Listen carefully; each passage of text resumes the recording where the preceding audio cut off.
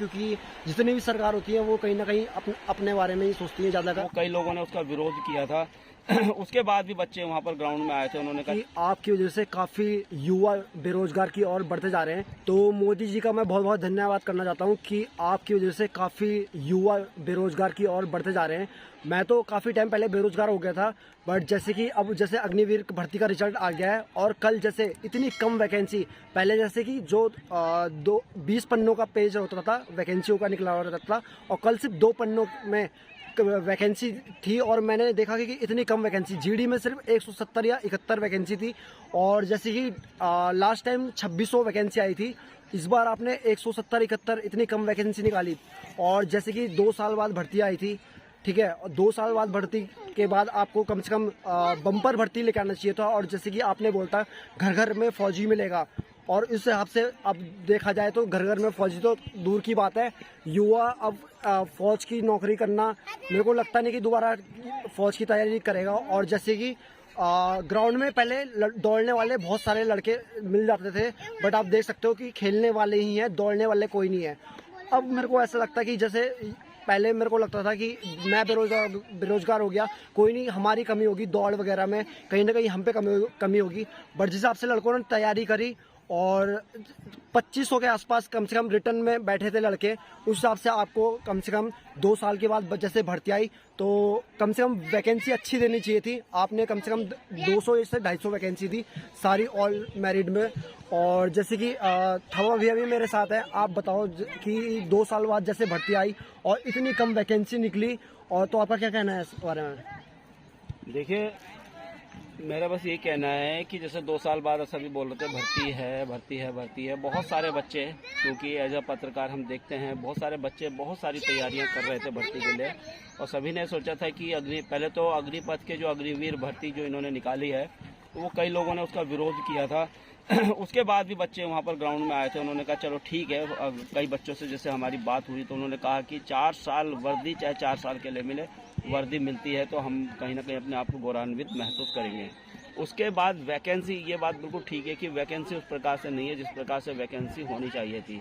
और घर घर आप क्या कहते कह रहे हैं, वादे करते हो चुनाव से पहले कि घर घर में फौजी मिलेगा, और आज इस प्रकार की घर में आप कह रहे हो कि फौज है, और ये तो उत्तराखंड में होता ही है कि घर घर में फौज है, लेकिन अब ऐसा लग रहा है कि जिस प्रकार से वैकेंसी थी, भर्ती जो हुई है, अब शायद घर घर में फौजी नहीं हो पाएगा। पहले होता था उत्तराखंड में, अब नहीं होगा क्योंकि वैकेंसी बहुत कम थी। 250 के करीब वैकेंसी यहाँ पर निकाली गई थी, और लगभग 40 से 42 हजार बच्चे यहाँ पर आए थे, आवेदन किया था। अब लगाई 42 हजार में 250 बच्चों को सेलेक्ट करना, ये कहाँ की, और 170 से 71 सिर्फ जीडी वालों के लिए, मतलब इतने सारे लड़के बेरोजगार। और आज जैसे कि मैंने सुना कि बागेश्वर में एक लड़का 100 नंबर का फिजिकल था उसका, और 100 नंबर का फिजिकल होने के बाद भी, एनसीसी सी सर्टिफिकेट होने के बाद भी वो बंदा भर्ती में बाहर हो गया था, और आज मतलब उसने सुसाइड कर लिया और वो इस दुनिया में नहीं है।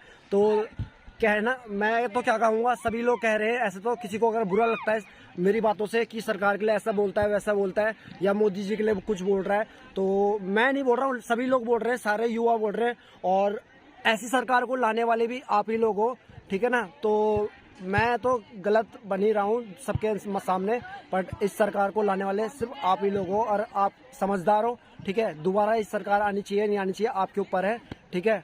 और जैसे कि बीजेपी की सरकार चल रही है, और जैसे कि अंकिता भंडारी का सुना होगा, मैं तो उस टाइम पे उत्तराखंड में नहीं था, जिससे प्रवीण भैया थे यहीं थे, और इन्होंने वीडियो शूट भी किया था। तो भैया मैटर क्या हुआ था उस टाइम पे? अंकिता भंडारी का जो मामला है उसने तो कहीं ना कहीं हमारे उत्तराखंड को जो है एक इस प्रकार से झकझोर दिया है, पूरे उत्तराखंड को। और आपने देखा इसकी लपटें पूरे उत्तराखंड में ही नहीं, पूरे देश और पूरी दुनिया में इसकी लपटें गई हैं, और होना भी चाहिए था, क्योंकि जिस प्रकार का कुकृत्य उस बहन के साथ, उस बेटी के साथ किया गया है। उत्तराखंड शांत वादियाँ हैं, और किसी ने भी ऐसी कल्पना नहीं की थी। और जो मेरे भी जो रिलेटिव जो उत्तराखंड से जो बाहर रहते हैं, वो तक बोले यार आपके यहाँ, आपके क्षेत्र में ऐसा हो गया।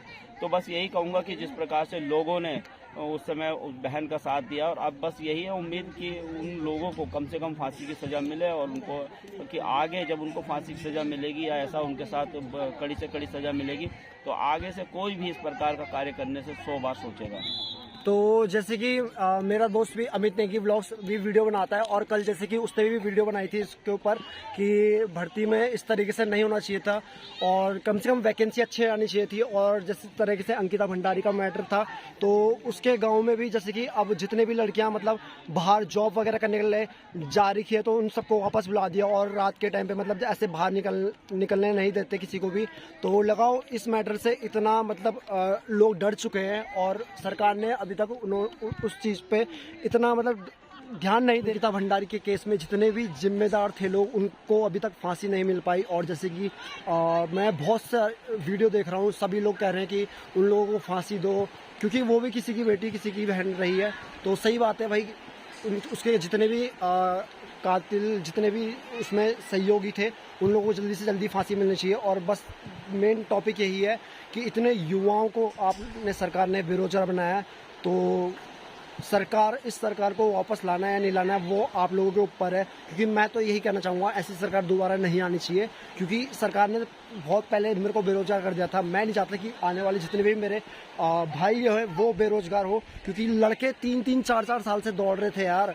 लड़कों ने ग्राउंड में अपने जूते घिसे हुए थे और सरकार ने उनको एकदम से बेरोजगार कर दिया, क्योंकि वो बंदे ये सोच के इस बार भर्ती में ट्राई कर रहे थे कि इस बार हम भर्ती हो जाएंगे कहीं ना कहीं। क्योंकि उत्तराखंड में रहने वाले ज़्यादातर गरीब लड़के होते हैं, सभी ये सोचते हैं कि हम फौज में भर्ती हो जाएं, कम से कम अपना घर वालों का पेट पाल सकें, अपना पेट पाल सकें।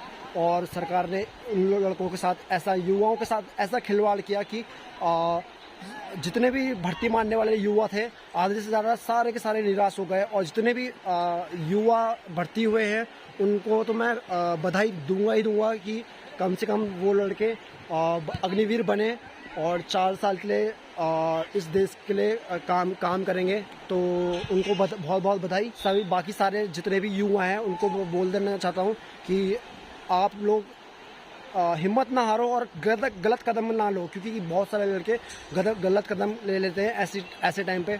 और जैसे कि अभी एक बागेश्वर के लड़के ने सुसाइड करा, तो बहुत वो सुन के बहुत गंदा लगा। और उसके घर वालों को सहन शक्ति दे और उसकी आत्मा को शांति मिले। तो ऐसी मैं भगवान से कामना करूँगा। और जितने भी दर्शक हैं, जितने भी युवा हैं, अगर इस वीडियो को देख रहे हो तो उनको भी बोलूँगा कि भाई अगर आप ये जो आर्मी है, आर्मी के ऊपर यार, मैं आर्मी के ऊपर मुद्दे नहीं ले रहा हूँ, आर्मी के ऊपर मैं कुछ नहीं बोल रहा हूँ। क्योंकि यार फौज जो है वो हम भी चाहते हैं यार फौज में जाना है। पहले हमारा भी सपना था कि हम फौज में जाएं, बट मैं आर्मी के लिए कुछ भी गलत नहीं बोलूँगा। और जैसे कि ये जो वैकेंसी निकल के आई है, ये ऊपर से ही निकल के आती हैं, तो इसमें फौज की भी क्या गलती, जब वैकेंसी नहीं है तो इसमें फौज की कोई गलती नहीं है। और दूसरी बात है, बच्चा इतनी टाइम से मेहनत कर रहा है भाई, 3-3 साल से मेहनत करता है और उसके बाद भी कहीं ना कहीं रुक जाता है, तो उस रिटर्न तक पहुंच जाता है। उसके बाद अगर जैसे रिटर्न में नाम नहीं आता है उसका, और जैसे कि 2,500 लड़के रिटर्न में बैठे थे और जैसे कि 170 जीडी में आए और टोटल टेक्निकल, कलर, ट्रेडमेंट सबको मिला के 250 के आसपास ही थे। और जैसे कि पहले 18 से 20 पेज का जो रिजल्ट निकलता था, अब सिर्फ 2 पेज का रिजल्ट निकला। तो वो देख के काफ़ी निराश हुआ और बस क्या बोलूँ, मेरा दिमाग ख़राब हो गया ये सब देख के। बाकी तो क्या बोलूँ दोस्तों, अब आप लोग समझदार हो। बाकी अगर किसी को बुरा लगा हो तो उनसे माफ़ी मांगता हूँ। और जो भी मैंने बातें बोली वो जो सारे लोग बोल रहे हैं, बस मैंने भी वही यूट्यूब अपने वीडियो के माध्यम से सभी लोगों के पास पहुँचाने का कार्य किया है। और क्योंकि मैं किसी पार्टी का नहीं हूँ, ठीक है ना, क्योंकि मैं किसी सरकार के पक्ष में वैसे बोलता नहीं हूँ, ज़्यादा करता नहीं हूँ, क्योंकि जितनी भी सरकार होती है वो कहीं ना कहीं अपने बारे में ही सोचती है ज़्यादातर, और जातीयवाद वगैरह ये सब इनका काम होता है करना, इनसे मैं दूर ही रहता हूँ, ठीक है।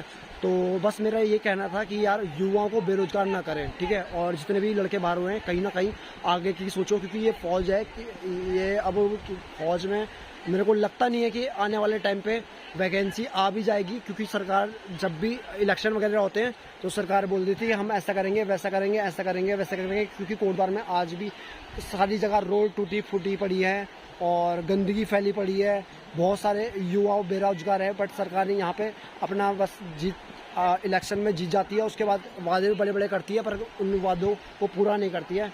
तो इससे ज़्यादा क्या बोलूँ, आप लोग समझदार हो। ठीक है, तो इसी के साथ वीडियो को ख़त्म करता हूँ। और तो दोस्तों, आप लोगों को ये वीडियो पसंद आए तो वीडियो को लाइक, चैनल को सब्सक्राइब और बेल आइकन बटन दबाना ना भूलें, ताकि जितनी भी अच्छी वीडियोस लेकर आता हूँ आपके पास उसका नोटिफिकेशन पहुँच पाए। तब तक के लिए जय हिंद दोस्तों।